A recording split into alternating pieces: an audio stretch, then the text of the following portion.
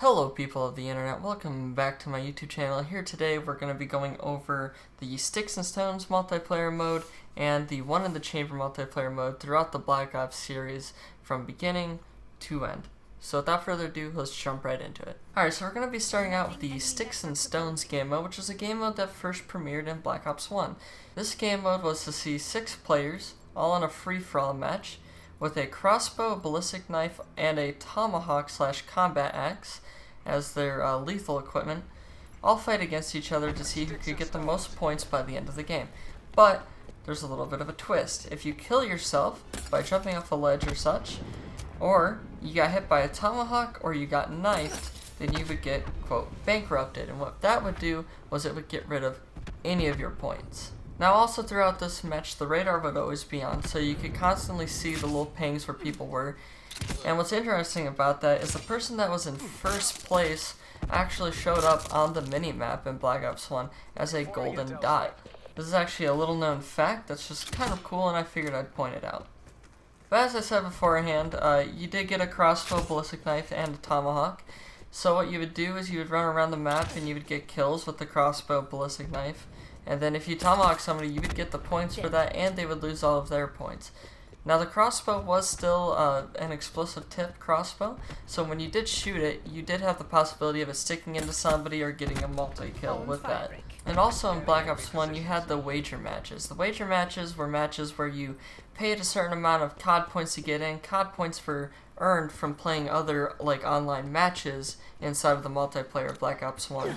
You could also earn them by ranking up and such like that. So the base level to get into the wager matches was actually 10 COD points. Now here on screen you can see me going through the different menus here in the wager match, and all it really shows is that there's 3 different levels. Regular level, a medium level, and then a hard level. The hard level was just a mixture of all of the party game modes together, whereas the other 2 you could separately select each individual game mode. So as I said in my gun game video, and I don't want to drag on too much in this video this time, but what you had was you had 3 different sections. So the ante-up was just like your basic average player that played Call of Duty, because it was 10 points to get in, so it was pretty simple. There wasn't like a lot to risk or anything like that. Then next, you had the Weekend Gambler, which was like a middle tier of playing. You know, if you're kind of good but not great, you know, you would usually play around here. So you would still end up getting some coins and hopefully not losing all of your coins in turn. And then if you're one of the higher players, or one of the elite players as you will, you would go over to the High Roller playlist. And the High Roller playlist, as I mentioned a little bit ago, is a playlist that there's only one option there. So I had Gun Games, Sticks and Stones, One in the Chamber, all inside of one single playlist. So it wasn't like, oh, you can select whichever one. No, that one was all combined, so it was a lot more of a risk if you were going up that high and you were betting a lot of money. Now as for Black Ops 1, I can't find a match to play Sticks and Stones on, and I couldn't find one for One in the Chamber either, so for now we're just gonna go ahead and move on because there's not really much else to say about this. Alright, so in Black Ops 2, Treyarch continued the same trend that they did in Black Ops 1. They gave players a crossbow, a ballistic knife, and a combat axe, so that way you could run around, demote people, you could get kills, you could gather up points, and that was all contained within the party mode playlist. The biggest change here was that they got rid of wager matches going into Black Ops 2. We never seen them return since, but what they did in Black Ops 2 was they made a whole separate party mode playlist that had all of the party modes just constantly there. They never changed, nothing was ever added, nothing was ever taken away, and it was just consistent. Now this of course meant that you had a whole bunch of different varieties of players hopping in. You could get into a match where, you know, you had some dude absolutely popping off. You get in other matches where you were tearing people up as if it was the easiest thing in the world. But that was Black Ops 2 in general, really.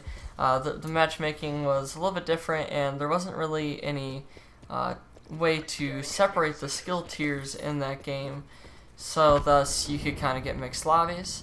And other than that, Black Ops 2 really did follow the exact same thing as Black Ops 1, never really changed much, and you know, it was just Sticks and Stones. Everybody knew it as Sticks and Stones, and that's what everybody wanted, was just Sticks and Stones.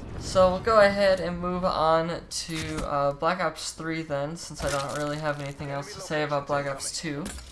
In Black Ops 3, they actually got rid of the crossbow, and they replaced it with something called the NX Shadowclaw, which was a weapon that came out as like part of DLC almost, but it was a loot crate weapon, so you had to buy supply boxes and stuff like that to normally unlock it.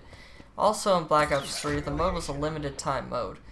So almost all the party modes that came out in Black Ops 3, they were limited time modes. They would rotate them sometimes, and we didn't even end up getting Sticks and Stones until way late into the Black Ops 3 season. And now what's different about the Shadowclaw is it's not an explosive tip crossbow, so it didn't explode on impact like it did in Black Ops 1 and Black Ops 2. It also had a magazine, so it held multiple bolts inside of it so you could keep shooting them. And it shot them rapid fire, so it would go do, and then somebody would fall dead. So it would actually be one of those weapons where it'd be a little bit harder to get a kill with in Black Ops 1 and Black Ops 2, whereas here in Black Ops 3, you know, you had rapid fire on it, so you could kind of just spray and pray. Other than that, Black Ops 3 still didn't really manage to expand upon anything other than the fact that they changed the NX Shadowclaw, and at the end of the day, it's pretty much still the same game mode, still the same rules and everything like that, and yeah, that's pretty much it for Black Ops 3. We'll go ahead and move on to Black Ops 4 now. So in Black Ops 4, they did end up having a crossbow, and the only difference with that crossbow was, of course, it wasn't an explosive tip crossbow like it was in Black Ops 1 and Black Ops 2. So what that meant was that you actually had to straight up hit people with the crossbow bolt. It didn't have any explosive damage or anything like that, but they still had the ballistic knives and the tomahawk and all of that. And in Black Ops 4, it was also a limited time mode, but they rotate those modes like weekly, so you can still hop on and still have the chance to even be able to play that mode. So I think we're going to go ahead and end the Sticks and Stones section here. Next, we're going to go ahead and look at One in the Chamber. So moving on to One in the Chamber. One in the Chamber is a mode where you start with a pistol and you have one single bullet to kill somebody. Every time you get a kill, you get your bullet back. So if you shoot somebody with that one bullet, you in turn get that one bullet back.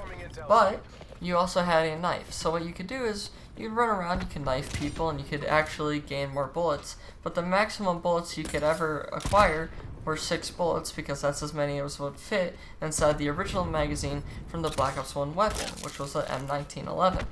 And the other thing is it wasn't like, oh, you know, you need a few bullets to kill somebody. No, it was made it so that way the one single bullet that came out of that pistol, no matter what, would kill the person if you hit them.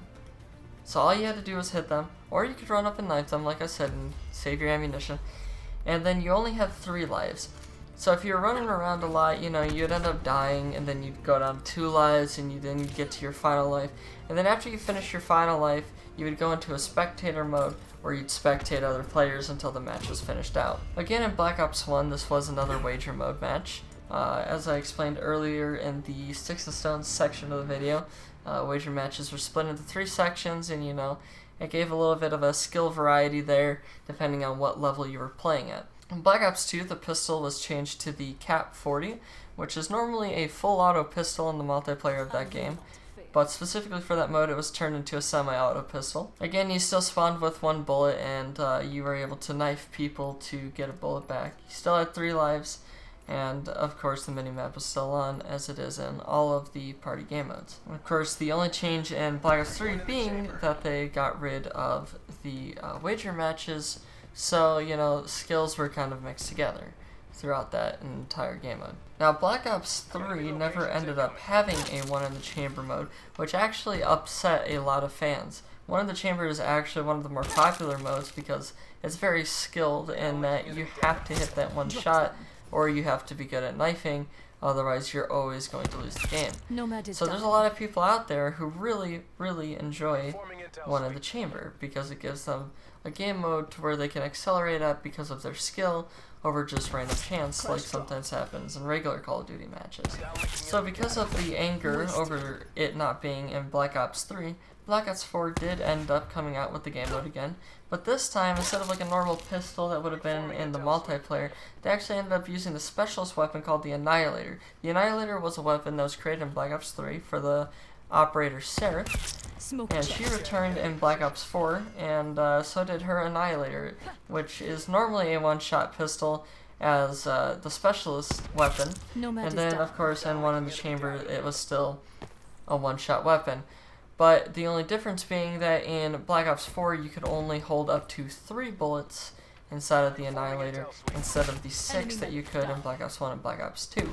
The rules were still pretty much the same though, and at the end of the day, Black Ops 4 still failed to really innovate anything into the game mode, and that's kind of where we are left off. So I'd like to apologize for not being able to get gameplay from every single one of the games because half of them aren't played anymore, and I play mostly on PC.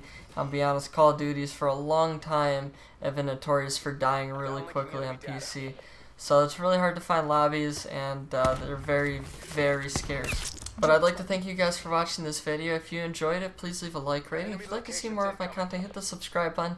Down in the description below will be a playlist links to the Black Ops 1 campaign, the Black Ops 2 campaign, the Black Ops 3 campaign once that releases. Also the Round 20 Zombies challenges, which I am doing on my channel, which is most of my content on my channel right now.